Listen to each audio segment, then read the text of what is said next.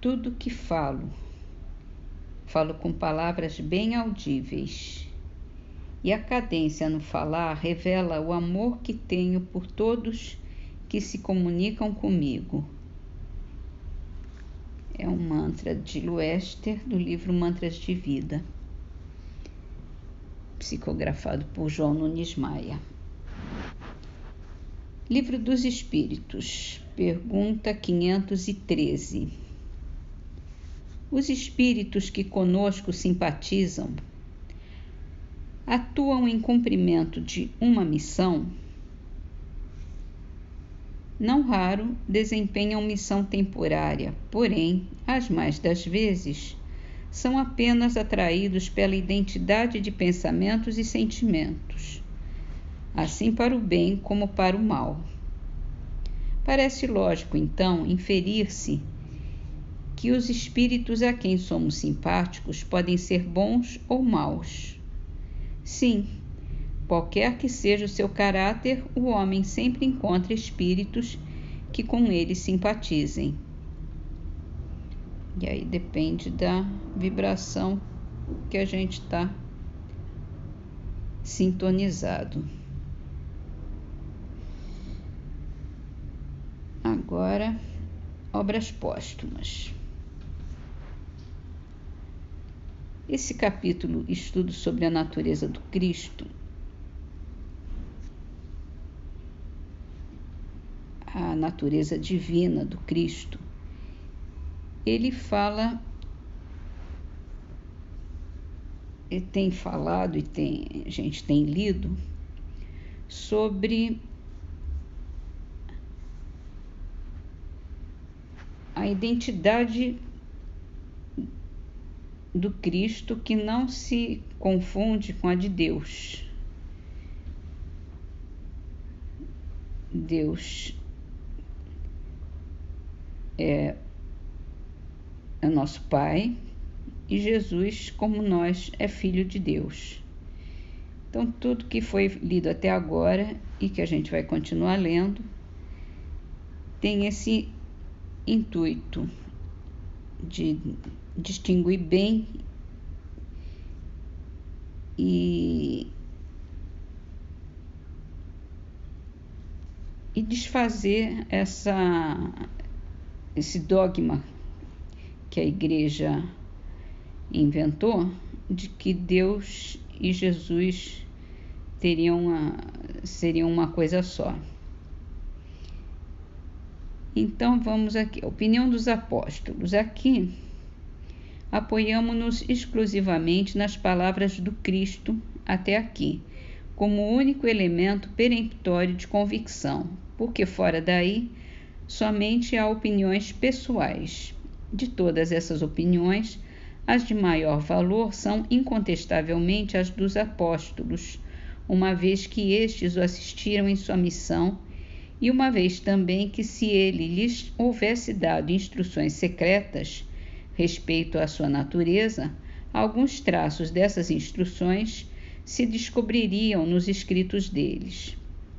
Tendo vivido na sua intimidade, melhor do que ninguém, haviam eles de conhecê-lo. Vejamos, pois, de que maneira o consideraram. Agora tem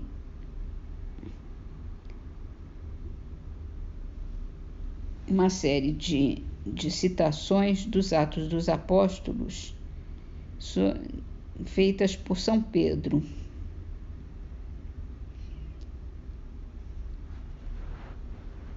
Então, essa primeira é capítulo 2, versículo 22 a 28. Ó israelitas, escutai as palavras que vos vou dizer. Sabeis que Jesus de Nazaré foi um homem que Deus tornou célebre entre nós, pelas maravilhas, prodígios e milagres que o mesmo Deus fez por seu intermédio no meio de vós. Entretanto, vós o crucificastes e lhe destes morte pelas mãos dos maus, tendo-vos ele sido entregue por ordem expressa da vontade de Deus e por decreto da sua presciência. mas Deus o ressuscitou, detendo as dores do inferno, por impossível que ele aí permanecesse. Porque Davi disse em seu nome: eu tinha o Senhor presente sempre diante de mim, a fim de que eu não fosse abalado. É por isso que meu coração se rejubilou, que a minha língua cantou cânticos de alegria e que a minha carne mesma repousará em esperança, porque não deixareis minha alma no inferno e não permitireis que o vosso santo experimente a corrupção. Vós me fizestes conhecer o caminho da vida e me enchereis de alegria que dá à vista de vosso semblante. Continuando, versículos 33 a 36. Depois então que foi elevado pelo poder de Deus e que recebeu o cumprimento da promessa que o Pai lhe fizera de enviar o Santo Espírito, ele espalhou esse Espírito Santo que agora veis e ouvis, porquanto Davi não subiu ao céu. Ora, ele próprio disse: o Senhor disse a meu Senhor: senta-te à minha direita até que eu haja reduzido teus inimigos a te servirem de escabelo. Que, pois, toda a casa de Israel saiba com absoluta certeza que Deus fez Senhor e Cristo a esse Jesus que vós crucificastes. Agora é o capítulo 3, versículo 22, 23 e 26. Moisés disse a nossos pais: o Senhor vosso Deus vos suscitará dentre os vossos irmãos a um profeta como eu. Escutai-o em tudo o que ele disser. Quem não escutar esse profeta será exterminado do meio do povo. Foi por vós, primeiramente, que Deus suscitou seu Filho e o enviou para vos abençoar, a fim de que cada um se convertesse da sua má vida. Agora é o capítulo 4, versículo 10.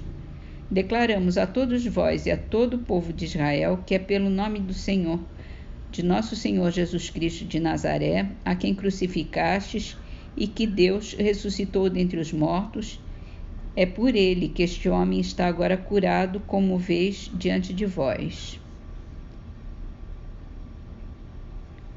Agora, preces dos apóstolos, capítulo 4, versículo 26 a 28.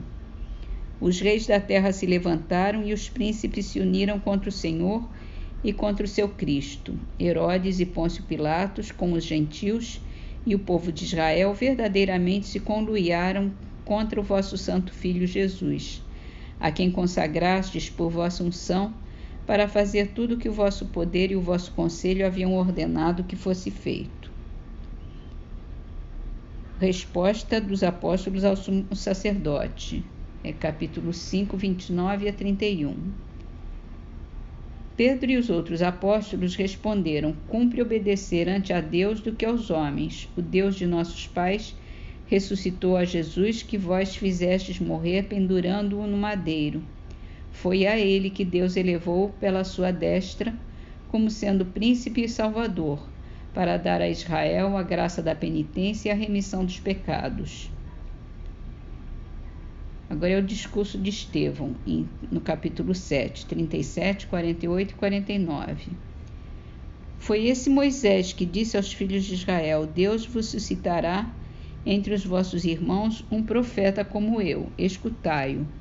Mas o Altíssimo não habita em templos feitos pelas mãos dos homens, segundo esta palavra do profeta: o céu é meu trono e a terra meu escabelo. Que casa me edificareis, diz o Senhor, e qual poderia ser o lugar de meu repouso? Por último, o martírio de Estevão, capítulo 7, 55 a 58. Mas estando Estevão cheio do Espírito Santo e elevando os olhos ao céu, viu a glória de Deus e a Jesus que estava de pé à direita de Deus, e disse: vejo abertos os céus e o Filho do Homem que está em pé à direita de Deus. Então, lançando grandes brados e tapando os ouvidos, todos juntos se lançaram sobre ele, e tendo-o arrastado para fora dos muros da cidade, o lapidaram, e as testemunhas, tomando-lhe as vestes, as puseram aos pés de um mancebo chamado Saulo. Enquanto lapidavam, Estevão invocava a Jesus, dizendo: Senhor Jesus, recebe meu espírito. Essas citações comprovam claramente o caráter que os apóstolos atribuíam a Jesus.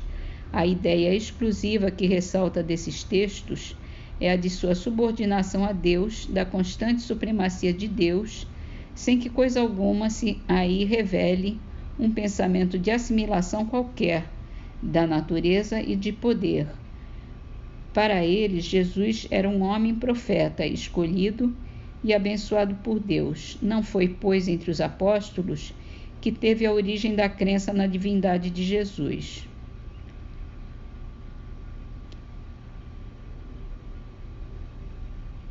E para finalizar, em Parnaso de Além-Túmulo,